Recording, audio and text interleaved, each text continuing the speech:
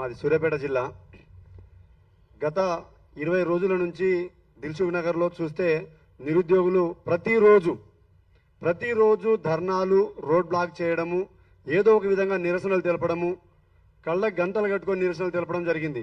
కానీ ఈరోజు అన్న వివేక్ అన్న, నేను మీకు స్పెషల్ థ్యాంక్స్ చెప్పుకుంటున్నా. ఆ రోజు దిల్సుఖ్ నగర్లో మేము కళ్ళకు గంటలు కట్టుకొని మోకరిల్లి ఒక మాట అడిగాను. నేను తెలంగాణ రాష్ట్రంలో ఉన్న ఎవరైతే మేధావి వర్గం చెప్పుకుంటున్నారో, ఉస్మానియా యూనివర్సిటీ నాయకులు, విద్యార్థి నాయకులు అని చెప్పుకుంటున్నారో, వీళ్ళందరూ ఏమైపోయారు? రేవంత్ రెడ్డికి అమ్ముడుపోయారా, లేకపోతే రాష్ట్రంలో బతికున్నారా, లేకపోతే చచ్చిపోయారా అని అడిగాను.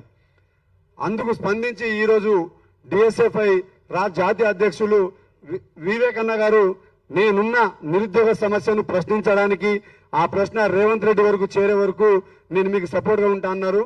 అన్న థ్యాంక్ యూ అన్న. అయితే తెలంగాణ రాష్ట్రంలో కాంగ్రెస్ పార్టీ ఏర్పడడానికి నిరుద్యోగులే కారణమని చెప్పిన రేవంత్ రెడ్డి, ఈరోజు రేవంత్ రెడ్డి గారు, నేను మీకు, మీ దగ్గర ఇప్పటికీ ఒక 5 మినిస్టర్లు ఉన్నాయి, ఇంకో 10 ఉంచుకోండి, కుదిరితే ఇంకో 10 క్రియేట్ చేయండి, 20 క్రియేట్ చేసుకోండి, మాకు అభ్యంతరం లేదు. మీ దగ్గర 100 మినిస్టర్ బదులు ఉంచుకున్నా మాకు సంబంధం లేదు, అది మీ పర్సనల్. ఎందుకంటే మీ కాంగ్రెస్ ఎమ్మెల్యేలు దద్దమ్మలు, అసమర్థులని మీరు అనుకున్నారు కాబట్టి ఇప్పటికీ మీరు ఏదైతే ఎడ్యుకేషన్ మినిస్టర్ కావచ్చు, హోంశాఖ కావచ్చు, వేరే ఎమ్మెల్యేలకు ఇవ్వలేకపోయారు. సో కాంగ్రెస్ ప్రభుత్వంలో నిరక్షరాస్యులు ఉన్నారేమో, కానీ తెలంగాణలో అక్షరాస్యులు ఉన్నారు, నిరుద్యోగులు ఉన్నారు. వాళ్ళు కోరుకునేది నోటిఫికేషన్లు. మేము వచ్చి మీ ఎమ్మెల్యే పదవులు, కార్పొరేషన్ చైర్మన్ పదవులు అడగట్లేదు. కేవలం మాకు కావాల్సిన, మీరు ఏదైతే 19,000 ఖాళీలు ఉన్నాయి పోలీస్ శాఖలు అని చెప్పారు, ఆ 19,000 ఖాళీలు భర్తీ చేయమని చెప్తున్నాము. 19,000 ఖాళీలు భర్తీ చేయము, ఈరోజు 5,000 ఖాళీలే భర్తీ చేస్తామని చెప్తున్నారు. ఎందుకు? తెలంగాణ కాంగ్రెస్ ప్రభుత్వానికి ఏమన్నా ఆర్థిక ఇబ్బంది ఉన్నదా? ఆర్థిక ఇబ్బంది ఉన్నది కాబట్టి ఆ 19,000 ఖాళీలలో 5,000 అఫీషియల్ గా రిలీజ్ చేసి నోటిఫికేషన్ ప్రక్రియ భర్తీ చేస్తాము. మిగిలిన 14,000 గాంధీ భవన్ లో జాబ్ ఫర్ సేల్ పెడతారా? జాబ్ ఫర్ సేల్ పెడతా అంటే చెప్పండి, మేము వదిలేసుకుంటాం. ఈ 5,000 కానిస్టేబుల్ నోటిఫికేషన్ కూడా మీరు బతకండి. ఎందుకంటే ఒకప్పుడు కాంగ్రెస్ ప్రభుత్వము గాంధీ భవన్ లో ఈ కాంగ్రెస్ ఎమ్మెల్యేలు దోమలు కొట్టుకున్నారు. వీళ్ళకు ఒక గన్మ్యాన్ లేడు, కనీసం మిమ్మల్ని డేగేటోడు లేడు, నమస్తే బాయ్ సాబ్ అని చెప్పేటోడు లేడు. అలాంటి వాళ్ళను ఈ రోజు మేము మినిస్టర్లను చేశాము. మీకు 14,000, 5,000 మాకు ఇస్తా అంటున్నారు కదా, 14,000 మీకు అమ్ముకోవడానికి సరిపోకపోతే మిగిలిన 5,000 కూడా ఇచ్చేస్తాం, తీసుకోండి, బిచ్చం ఇస్తున్నాం, తీసుకోండి. ఒక 5 సంవత్సరాల జనరేషన్ పోయింది. ఎందుకంటే జియో 46 కోసం ఒక జనరేషన్ పోయింది. ఈ జనరేషన్ ఒక 5 సంవత్సరాలు కాంగ్రెస్ ప్రభుత్వం గెలిపించినందుకు వదిలేస్తున్నాం, తీసుకోండి, బతికిపోండి. కాంగ్రెస్ ఎమ్మెల్యేలారా, మినిస్టర్లారా, ముఖ్యమంత్రిని కూడా అంటున్నాము. ఎందుకంటే ఈ రోజు ఈ కడుపు మంటతోటి చెప్పే మాట, ఎందుకంటే మా ఊర్లలో మమ్మల్ని మా నిరుద్యోగులను కన్నా తల్లిదండ్రులు ఏ పనికి పోతున్నారో మీకు తెలుసా? హమాలి పనులకు పోతున్నారు, ఈ రోజు పత్తేర పోతున్నారు, మట్టి తీయబోతున్నారు.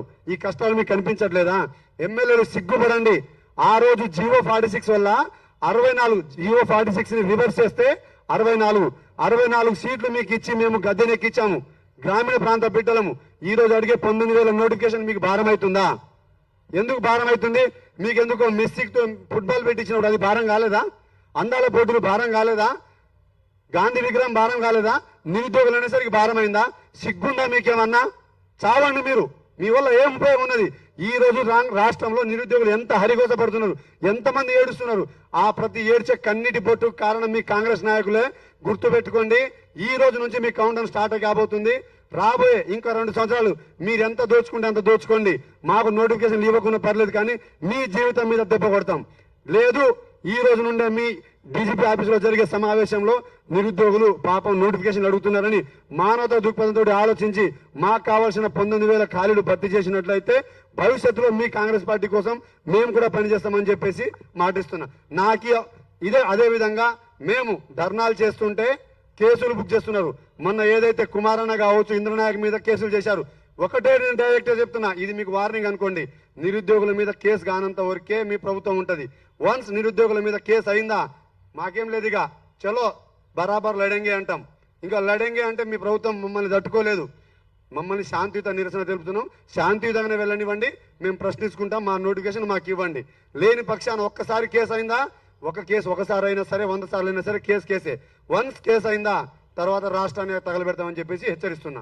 ఏదైతే కేసులు కట్టారో అవి మీరే రిటర్న్ తీసుకుంటారని చెప్పి ఆశిస్తున్నా. Thank you.